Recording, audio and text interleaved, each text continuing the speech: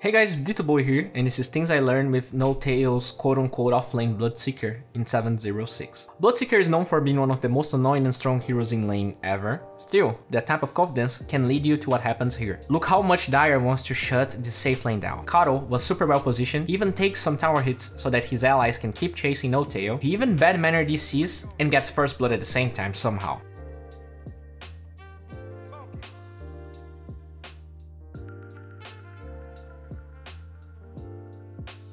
After a lot of banter for the enemy team, Notail decided to go top. As you can see, Quap and Luna are cores, meaning that Ursa is in the offlane. Bloodseeker can win against pretty much every hero, but not Ursa. He decided to go offlane, a simple decision that sometimes people just don't go for some reason. You can see that Notail draws the map so that Nyx and CM can lane there. Nyx goes for a nice rune steal, and I just want to highlight how Notail blocks here. In my last X video, I told you about the issue with Radiance offlane creeps. You can't start blocking in the tier 3.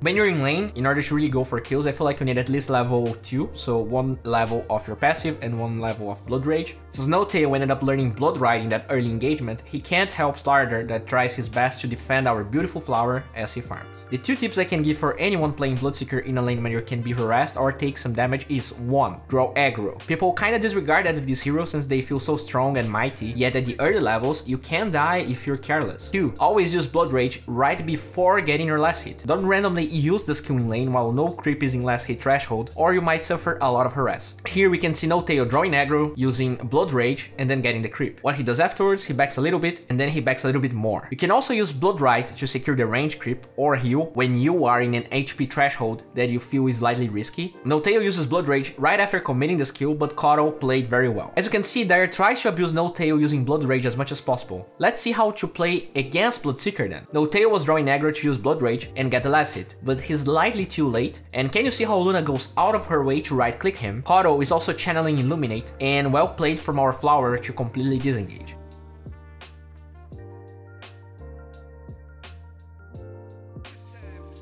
They don't stop the pressure because this is the time where Bloodseeker usually recovers all the HP he lost in lane. You can see Kato trying to deny him, and even Luna trying to stop him from getting the range creep by using Lucent Beam. Notail tries to play more aggressive now that he has 1 point of the passive, but again we see Kato committing Illuminate only when he has Blood Rage on. This means that he wants to stay in lane and get less hits, which increases the chances of Bloodseeker getting hit. He starts to stay very low on HP, so you can see that again he draws aggro instead of going directly to the creep. Still, Dire puts so much pressure that he's forced to go back to base, but can you imagine what would happen if he just tried to go for the creep with Blood Rage on? Yeah, he would probably die. Look at the HP threshold that Notail TPs to the lane. As a Bloodseeker, when you know you have a 1 versus 1, you can do this type of stuff and not get punished too hard since you heal really fast. When he is in the lane, see how he's not afraid of trading with Luna? There's no way she alone can deny his creeps or out damage him and pressure him enough. By actually damaging her, he's slowly setting up a kill because of how his passive works. Notail is usually regarded as a good guy, but it's clear from this clip that he consumes illegal drugs. I really hope that drug testing gets popular in esports soon. I really expected more of him.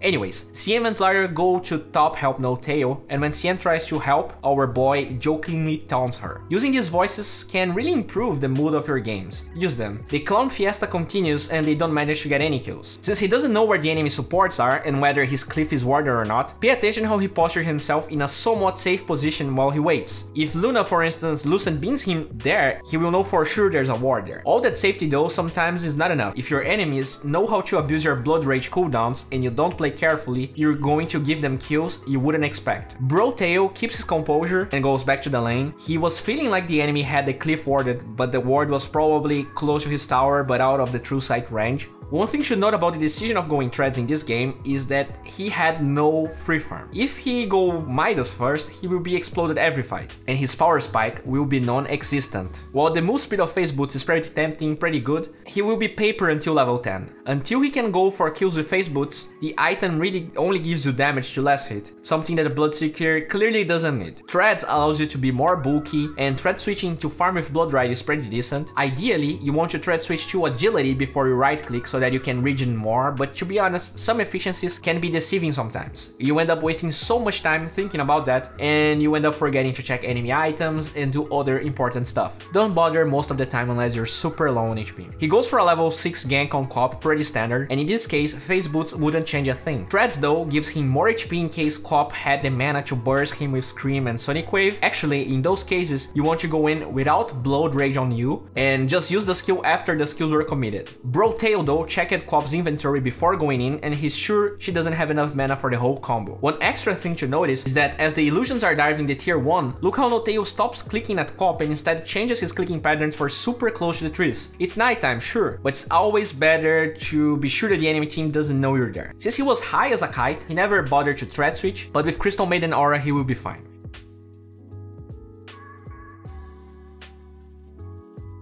Eventually, Cop appears in the bottom lane and we can see some high level ganking going on. The only thing I need for this gank to happen besides Cop actually showing up where Nyx is Notail to not give any vision. Nyx stun lasts 3 seconds and it's more than enough for him to walk and get into rupture range. He waits until the creep waves meet, and when Nyx finds Cop, it's just an easy kill, he walks until there.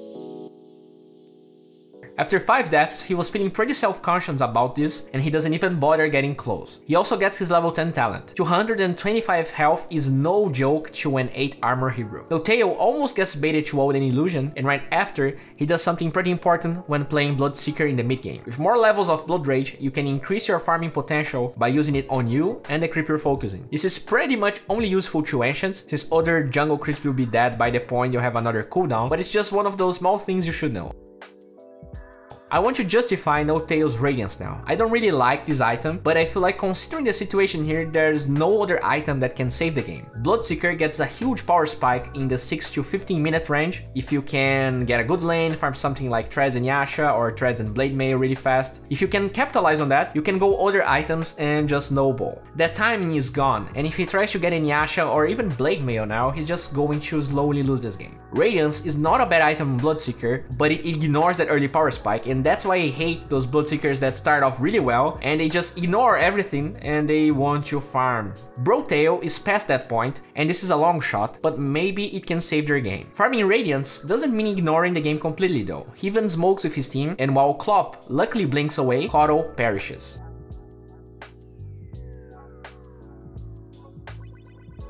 Let's talk about some late game fights in this game. Notail was farming the mid lane, pings the double damage rune when it spawns, and he probably felt like Dire smoked, or maybe someone saw the tail end of the smoke. The point is they have a double damage rune and they're either going to Rosh or to engage them. They can't contest Roshan, so they just back off. The important part though is that his team communicates about that, and they even place a really well placed scan in the most common access spot that Dire uses to get into the Radiant side. Nyx scouts the enemy team, and look how Notail plays this. A lot of players just rush in, use ult, use blood right, and they right click until they die. You can do way better than that though. The first good decision here was ulting the BKB Luna. This pretty much nullifies the item, and it means that they want to stick around, but they want to engage as well. But they want to wait until they can engage. Even after a lot of time, he just goes for the blood right, doesn't engage fully. Another amazing thing Notail does here, and that rarely any Bloodseeker player attempts to do, is using blood right in strong nukers or heroes that are not being focused. The Burrow Nyx already takes less damage, and he has a lot of damage on him and low cooldowns. He ends up falling, but it was for a good cause. See how much time until Notail engages? He really needs to wait for that Ursa to pop in rage. By waiting to actually right click, you make sure that your presence in the teamfights is way bigger, low HP targets run away instead of killing you, and thanks to your move speed you can chase them easily even if you are positioned very cautiously.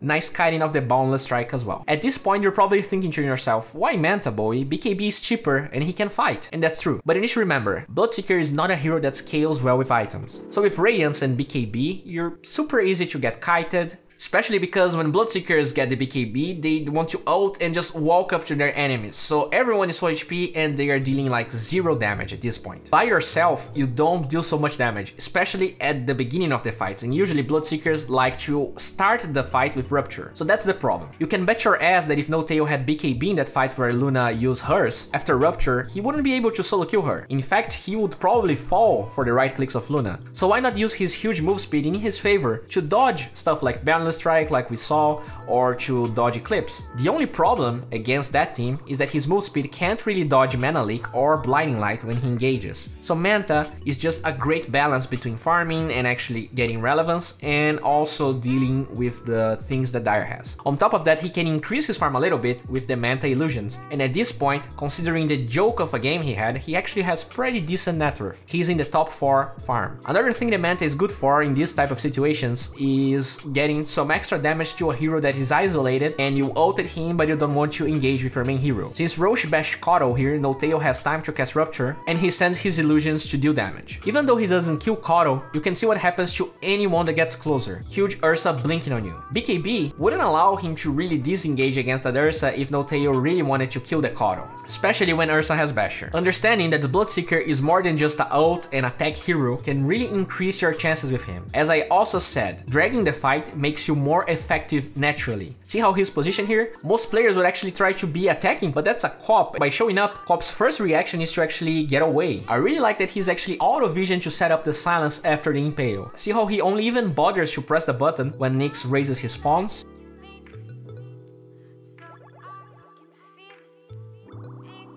They push afterwards, and we can see how BKB doesn't really make that much of a difference in this game. BKB tries to finish Ursa off, and look what happens. They also can't deal with the Monkey King ult, which ends up in them having to retreat.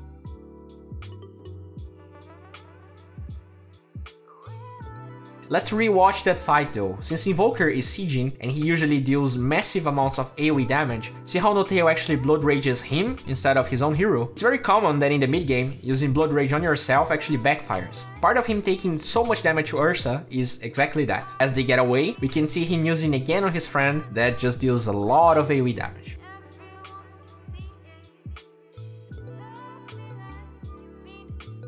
I really like Notail's decision of going for Bloodthorn in this game. This item can make any hero feel like a true damage dealer, and in situations where against Linken's, it's just the perfect item for Bloodseeker. If he's going on Cop, he can even break it with Blood Rage and then drop the item on her and then ult. As he goes to the mid lane, watch this clip. He doesn't want Cop to get a double damage rune, so he breaks Linken's with Blood Rage, but Cop was pretty smart, and with Lotur Orb, Notail actually ends up ulting himself as well. See how he takes damage until he's under the fog? A lot of people would stand still, but we saw time and time again how Ursa was not afraid at all at jumping in. After all, that's an offlane Ursa. Nice decision to hide there. This is another big fight. Slardar falls into a trap, and pay attention to Notail's decision making. I feel like he actually wanted to ult Ursa instead of the Monkey King, since it doesn't make a lot of sense to ult a hero that wants to stay in the same place. But anyways, first pay attention how he respects the ult, even though he's relatively farmed and has a BKB. The biggest mistakes that core players do in the mid game is popping early BKBs to avoid things that can be manageable or that are not urgent at the beginning of the fight. His BKB exists to deal with Eclipse, Mana Leak,